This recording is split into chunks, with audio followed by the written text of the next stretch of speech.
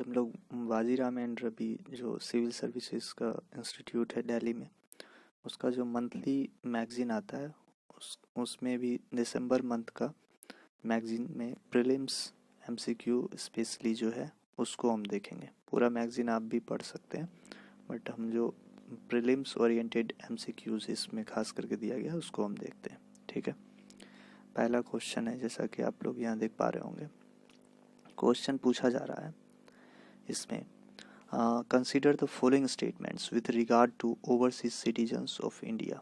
Overseas जो citizens हैं India के कार्ड होल्डर्स, उनके बारे में दो हमारे पास स्टेटमेंट है। पहला स्टेटमेंट है, if an individual is registered as an OCI for a period of 5 years, 5 वर्षों तक अगर रजिस्टर्ड है तो ही सी are eligible to apply for Indian citizenship. क्या वो भारतीय नागरिकता के लिए अप्लाई करने के लिए एलिजिबल है। दूसरा स्टेटमेंट है, OCI card holders do not gate voting rights in India. वो भारत में उनको वोटिंग राइट्स नहीं मिला हुआ है। Which of the statements given above which are correct. इनमें से जो स्टेटमेंट दिया गया है वो कौन सा करेक्ट है। तो इसका राइट आंसर है दोस्तों ऑप्शन सी, बोथ 1 and 2, दोनों ऑप्शन सही है। मतलब यदि किसी व्यक्ति के पास OCI है 5 वर्षों के लिए तो वो अप्लाई कर सकता है इंडियन सिटीजनशिप के लिए, और OCI card holder do not gate voting rights in India. इसमें एक्सप्लेनेशन भी दिया है, आप चाहे तो पॉज करके इसको पढ़ सकते हैं। ठीक है, आगे बढ़ते हैं। नेक्स्ट क्वेश्चन है, कंसिडर द फॉलोइंग स्टेटमेंट्स। यहाँ फिर से हमारे पास दो स्टेटमेंट हैं माइनॉरिटीज़ को लेके। ठीक है, स्टेटमेंट दिया गया है। पहला स्टेटमेंट है, इन इंडिया, भारत में ओनली 5 रिलीजियस कम्युनिटीज, सिर्फ 5 religious communities were notified as minority community. Minority communities notified है by the union government, union government के द्वारा। दूसरा स्टेटमेंट है, नागालैंड और Lakshadweep, Nagaland and Lakshadweep are the only states, सिर्फ ये दो राज्य हैं where any notified minority is in majority. जो नोटिफाइड माइनॉरिटी कम्युनिटी है वो मेजोरिटी है, मतलब बहुतायत संख्या में वहाँ पर निवास करते हैं। तो इनमें से कौन सा स्टेटमेंट करेक्ट है। तो इसका राइट आंसर है डी, नाइदर 1 नॉर 2। मतलब इनमें से कोई भी स्टेटमेंट सही नहीं है। जैसा कि यहाँ आप एक्सप्लेनेशन में देख पा रहे होंगे, लिखा हुआ है, minorities rights day is observed every year across the nation on 18 दिसंबर को माइनॉरिटी दिवस मनाया जाता है पूरे भारत में। ये दिवस मनाया जाता है किस लिए, ताकि protect the rights of minority community की जो राइट्स हैं उनको प्रोटेक्ट करने के लिए, as a contribution to nation building, राष्ट्र निर्माण में एक कंट्रीब्यूशन है, to ensure the security of minorities in their particular language, caste, religion, culture, tradition, etc. 18 December declared as the minority right day in 1992 में declare किया गया था bye the United Nations. ठीक है, इसमें डिटेल से आप इसमें पढ़ सकते हैं। नेक्स्ट आगे बात करते हैं। थोड़ा सा और इन्फॉर्मेशन अगर देखना चाहें तो according to 2011 census data, minorities जो भारत में 19.30% है पूरी आबादी का भारत का, 23.37 करोड़ है ऑफ इंडिया के पॉपुलेशन। दीज इंक्लूड, इसमें कौन कौन से माइनॉरिटी आते हैं, मुस्लिम 14.2%, फिर Christian 2.3%, Sikh 1.3%, Buddhist 0.7%, Jains 0.4% and Parsi, ये सारे आते हैं जिनको माइनॉरिटी कहा जाता है। Jammu Kashmir, Punjab, Meghalaya, Mizoram, Nagaland, Lakshadweep are the only states where any notified minority is in majority. very very important, ये फैक्ट याद रखेंगे। नेक्स्ट क्वेश्चन हमारे पास, which of the following are communicable disease। इसमें से कौन सा communicable disease है जो फैलता है। पहला है, आपके पास दिए गए हैं, pertussis, cataract, hepatitis B, Zika virus disease, tuberculosis. इसमें से चुनना है correct option using the codes below. तो इसका राइट आंसर हो जाएगा डी, 1, 3, 4 एंड 5। इसमें दो को कैटरैक्ट को छोड़कर, जो आँख की बीमारी है उसको छोड़ के, pertussis, hepatitis B, Zika virus और ट्यूबरक्लोसिस, ये सारे कम्युनिकेबल डिजीजेज हैं। ठीक है, क्योंकि अभी ये डेटा आया था 2019 का ग्लोबल हेल्थ एस्टिमेट्स WHO के द्वारा रिसेंटली रिलीज किया गया था, दैट्स वाई क्वेश्चन पूछा जा रहा है यहाँ पर। आगे देखते हैं। नेक्स्ट है हमारे पास फोर्थ क्वेश्चन है। क्वेश्चन पूछा जा रहा है, universal declaration of human rights was adopted इन 1948। मतलब universal declaration of human rights जिसको अडॉप्ट किया गया था 1948 में, ये किसके द्वारा अडॉप्ट किया गया था? यूनाइटेड नेशन सिक्योरिटी काउंसिल या जनरल असेंबली या इकोनॉमिक एंड सोशल काउंसिल या इनमें से कोई नहीं। तो इसका सही जवाब है यूनाइटेड नेशन जनरल असेंबली के द्वारा। ठीक है। और ह्यूमन राइट्स डे कब मनाया जाता है? 10 दिसंबर को मनाया जाता है। इसी दिन 1948 में UN जनरल असेंबली ने अडॉप्ट किया था universal declaration of human rights, that's why ये मनाया जाता है। और इस वर्ष का ह्यूमन राइट डे का थीम क्या है? Recover better stand up for human rights. ये भी ध्यान रखेंगे। आगे देखते हैं। क्वेश्चन नंबर है 5th। क्वेश्चन पूछा जा रहा है, कंसिडर द फॉलोइंग स्टेटमेंट। फिर से स्टेटमेंट दिया गया है about replacement level fertility rate, इसके बारे में। पहला स्टेटमेंट है, replacement level fertility rate is the total fertility rate at which a population exactly replaces itself from one generation to the next।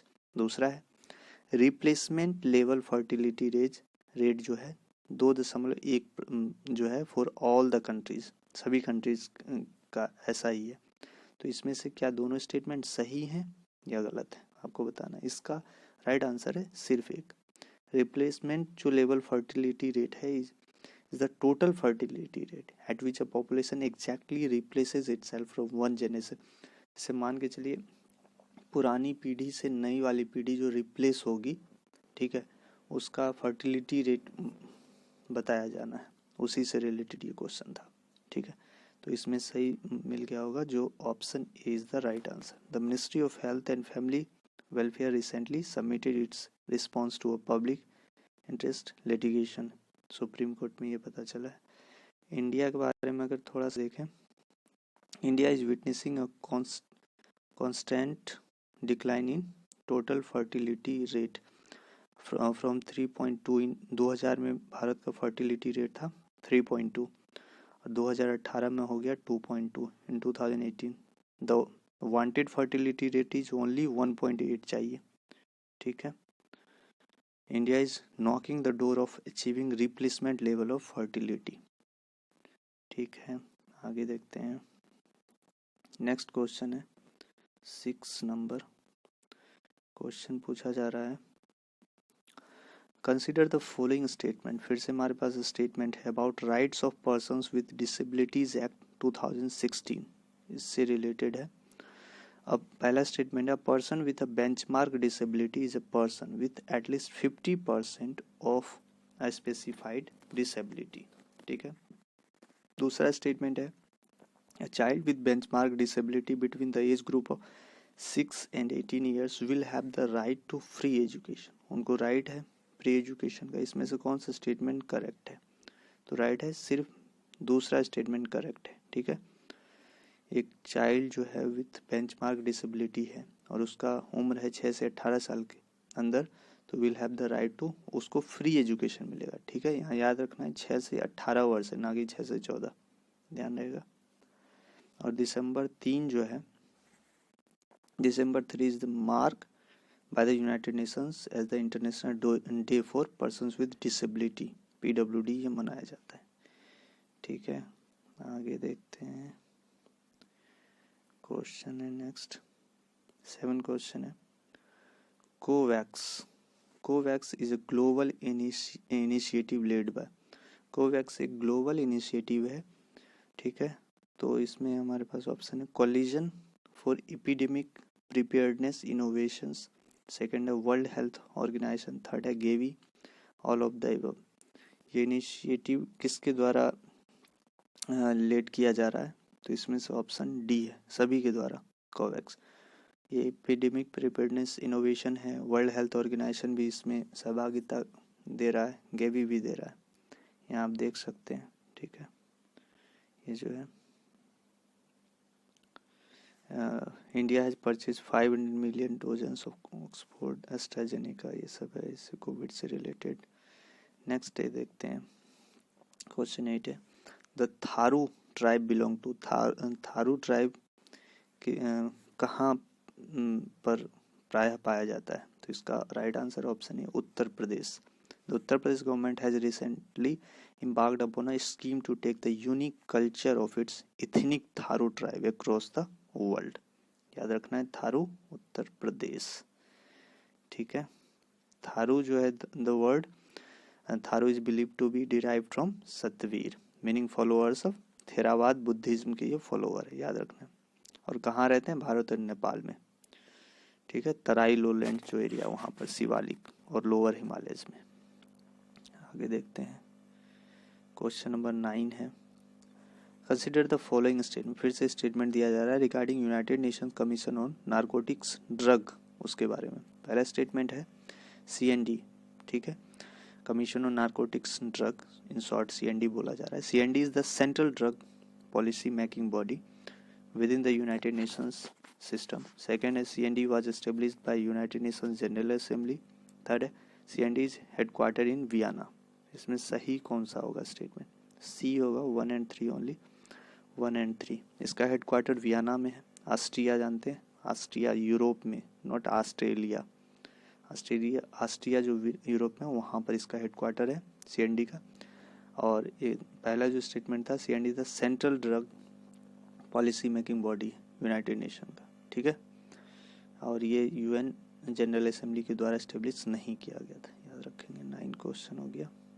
और 27 of the CND 53 member states including India, ये सब इसमें detail में आप पढ़ सकते हैं यहाँ, ठीक है। आगे देखते हैं, नेक्स्ट क्वेश्चन है 10 नंबर, ठीक है। क्वेश्चन है which of the following statement is the correct regarding post matric scholarship to students belonging to schedule caste scheme, उसके लिए रिलेटेड पोस्ट मैट्रिक जो स्कॉलरशिप दिया जाता है शेड्यूल कास्ट के लोगों को। तो इसमें हमारे पास स्टेटमेंट 4 ऑप्शन ही दिया गया। PMS-SC is entirely funded by the, सिर्फ सेंट्रल गवर्नमेंट फंड करेगा या स्टेट गवर्नमेंट फंड करेगा या सेंटर स्टेट दोनों करेगा या नन ऑफ द एबव। तो राइट आंसर है C, ज्वाइंटली फंड होगा सेंटर और स्टेट दोनों के द्वारा पोस्ट मैट्रिक स्कॉलरशिप जो दिया जा रहा है शेड्यूल कास्ट को। तो और cabinet committee on economic affair जो है इसने अप्रूव कर दिया मेजर चेंजेज जो करेंटली स्पॉन्सर्ड स्कीम है, ठीक है। नेक्स्ट देखते हैं, 11 क्वेश्चन है consider the following statement about national family health survey. National family health survey के बारे में पूछा जा रहा है क्वेश्चन। 2 स्टेटमेंट है फिर से। पहला statement national sample survey organisation is the nodal agency of, एक नोडल एजेंसी है NFHS की। दूसरा है NFHS is funded by United States Agency, United state agency द्वारा फंडेड है फॉर इंटरनेशनल डेवलपमेंट। तो इसमें करेक्ट कौन सा स्टेटमेंट हो जाएगा, सिर्फ 2 होगा, B। NFHS is funded by United states agency for international development, और ये नोडल एजेंसी नहीं,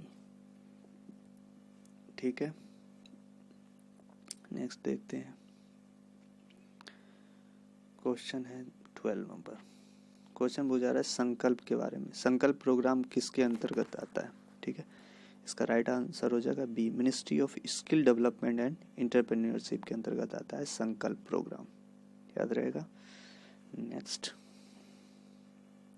13 consider the following statements regarding RTGS और निफ्ट पेमेंट जो ये सिस्टम है इसके बारे में पूछा जा रहा है।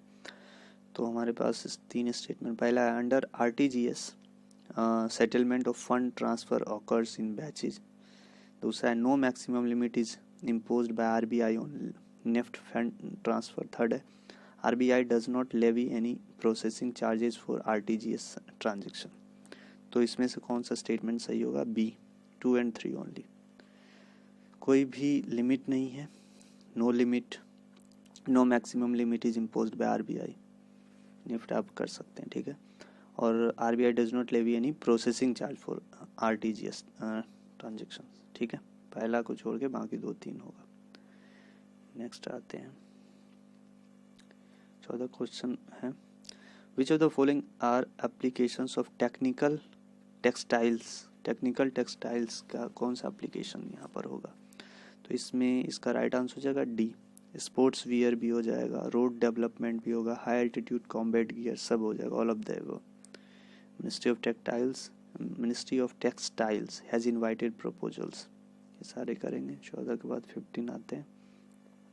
15 क्वेश्चन हमारे पास, consider the following statement about United Nations Conference on Trade and Development, UNCTAD के बारे में हमारे पास दो स्टेटमेंट। पहला, UNCTAD has a permanent secretariat in Stockholm में इसका एक परमानेंट सेक्रेटरिएट है। दूसरा, वाज एस्टेब्लिश टू प्रोवाइड, ये क्यों एस्टेब्लिश किया गया था? क्योंकि ये प्रोवाइड करता है एक forum to developing countries to discuss the problems relating to their economic development. इसमें से कौन सा सही होगा? तो 15 का राइट आंसर हो जाएगा बी, सिर्फ दूसरा वाला सही है। मतलब ये डेवलपिंग कंट्रीज को एक फोरम प्रोवाइड करता है ताकि वो डिस्कस कर सकें प्रॉब्लम को, और किससे रिलेटेड? इकोनॉमिक डेवलपमेंट से रिलेटेड, ठीक है। और ये सब तो आप पढ़ ही लेंगे। नेक्स्ट आते हैं 16 क्वेश्चन है, consider the following statement about Krishna Godavari basin. Krishna Godavari basin जानते हैं, वहाँ पर गैस के भंडार भी मिले हैं, उसी से रिलेटेड है हमारे पास दो statement. Krishna Godavari basin is located on the west coast of India. ये अगर भारत की बात करें तो ये बोला है वेस्ट कोस्ट पे है, तो आप समझ गए हैं ये ईस्ट कोस्ट पे है, तो ये दो ऐसे भी नहीं होगा। दूसरा है कि Krishna Godavari basin has the deepest offshore gas field in Asia. Deepest offshore मतलब ऑफशोर गैस फील्ड है एशिया में, ये बताया जा रहा है। तो इसमें कौन सा स्टेटमेंट सही होगा? तो इसका बी हो जाएगा 2, सिर्फ दूसरा वाला सही है, पहला तो मैंने बता दिया ईस्ट कोस्ट पे। Krishna Godavari basin has the deepest offshore gas field in Asia में, डीपेस्ट है एशिया में, ये याद रहेगा। ये देखिए यहाँ मैप में भी आपको यहाँ पर दिख ही रहा होगा, यहाँ पर गैस फील्ड है, ठीक है, ये दिख रहा होगा कृष्णा गोदावरी बेसिन, ठीक है, डीपेस्ट है।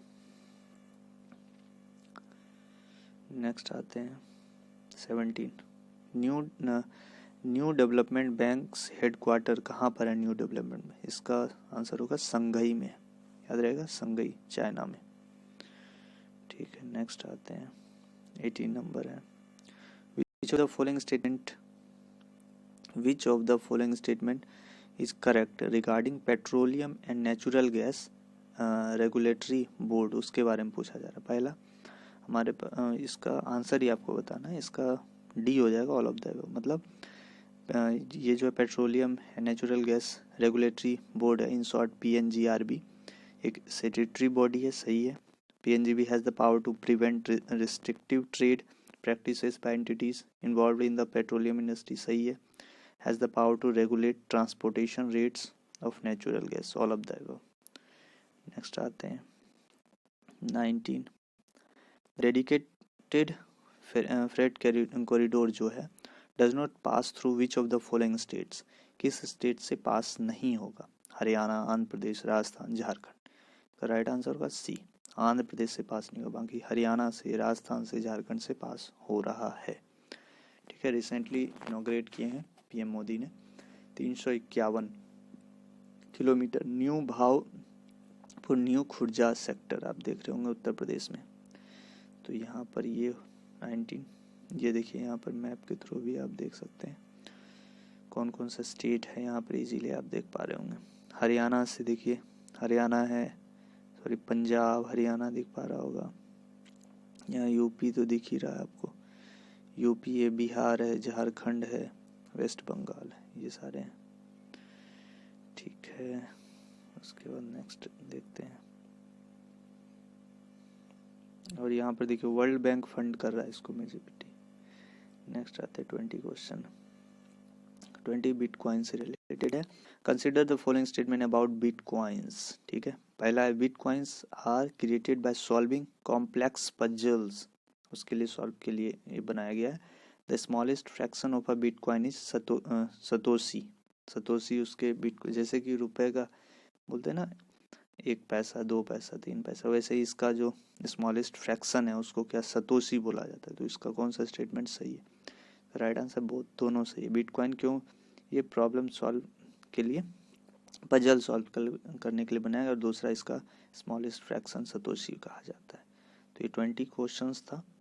नेक्स्ट लेक्चर में हम और भी क्वेश्चंस को देखेंगे। Thank you.